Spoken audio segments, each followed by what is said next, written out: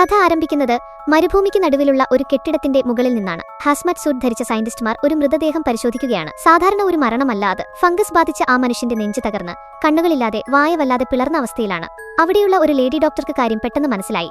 ഈ മാരക ഫംഗസിന് മനുഷ്യന്റെ തലച്ചോറിനെ നിയന്ത്രിക്കാൻ കഴിയും. ഇത് ബാധിച്ച മനുഷ്യർക്ക് സ്വന്തം നിയന്ത്രണം നഷ്ടപ്പെടുകയും അവർ ഉയരമുള്ള സ്ഥലങ്ങളിലേക്ക്, കെട്ടിടങ്ങളുടെ മുകളിലും പോസ്റ്റുകളിലും കയറിപ്പോവുകയും ചെയ്യും. അവിടെ വെച്ച് അവരുടെ ശരീരം മുഴുവൻ ഫംഗസിന്റെ ബീജങ്ങൾ നിറഞ്ഞ് ഒടുവിൽ ഒരു പടക്കം പൊട്ടുന്നതുപോലെ ശരീരം പൊട്ടിത്തെറിക്കും. അങ്ങനെയാണിത് മറ്റുള്ളവരിലേക്ക് പകരുന്നത്. അവിടെയുള്ള ഫംഗസിന്റെ സാമ്പിളുകൾ ശേഖരിച്ച് അവർ തിരികെ പോകാനൊരുങ്ങി. എന്നാൽ അവർ അറിഞ്ഞില്ല, ആ ലേഡി ഡോക്ടറുടെ ഷൂസിന്റെ അടിഭാഗം ഈ ഫംഗസ് ദ്രവിപ്പിച്ചു കളഞ്ഞിരുന്നു. അതുവഴി ഫംഗസ് അവരുടെ ശരീരത്തിനുള്ളിലേക്ക് പ്രവേശിച്ചു. കാറിലേക്ക് നടക്കുമ്പോൾ ഡോക്ടർക്ക് എന്തോ കരിയുന്ന മണം അനുഭവപ്പെട്ടു. വായു കടക്കാത്ത ആ സ്യൂട്ടിനുള്ളിൽ മണം വരണമെങ്കിൽ അത് ഉള്ളിൽ നിന്ന് തന്നെയാകണം. പെട്ടെന്ന് ഡോക്ടർ നിന്നു.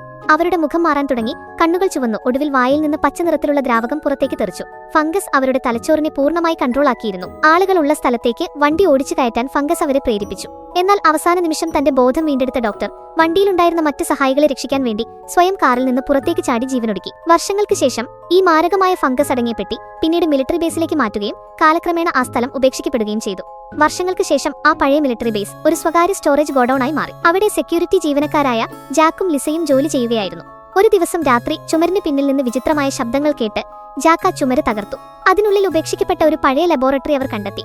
പോലീസിനെ വിളിക്കാൻ ജാക്ക് തുനിഞ്ഞെങ്കിലും കൗതുകം മൂലം ഉള്ളിലേക്ക് നടക്കാൻ ലിസ അവനെ നിർബന്ധിച്ചു. അവർ ആ പഴയ തുരങ്കത്തിലൂടെയും പൈപ്പുകൾക്കിടയിലൂടെയും ഒരുപാട് ദൂരം മുന്നോട്ട് പോയി. പെട്ടെന്ന് വല്ലാത്തൊരു ദുർഗന്ധം അവരെ തേടിയെത്തി. അവിടെ അവർ ഒരു വലിയ ബോംബ് ഷെൽട്ടർ കണ്ടെത്തി. അതിന്റെ ആദ്യത്തെ വാതിൽ തുറന്ന് ഉള്ളിലേക്ക് കയറിയപ്പോൾ ദാ കിടക്കുന്നു മറ്റൊന്ന്. ആ രണ്ടാമത്തെ വാതിലിന് പിന്നിൽ നിന്നാണ് ആ വിചിത്രമായ ശബ്ദം വരുന്നത്. ഭയം തോന്നിയ അവർ അവിടെ നിന്ന് രക്ഷപ്പെടാൻ ഒരുങ്ങിയപ്പോഴാണ് നിലത്ത് പച്ച നിറത്തിൽ എന്തോ ഒന്ന് അനങ്ങുന്നത് അവരുടെ ശ്രദ്ധയിൽപ്പെട്ടത്.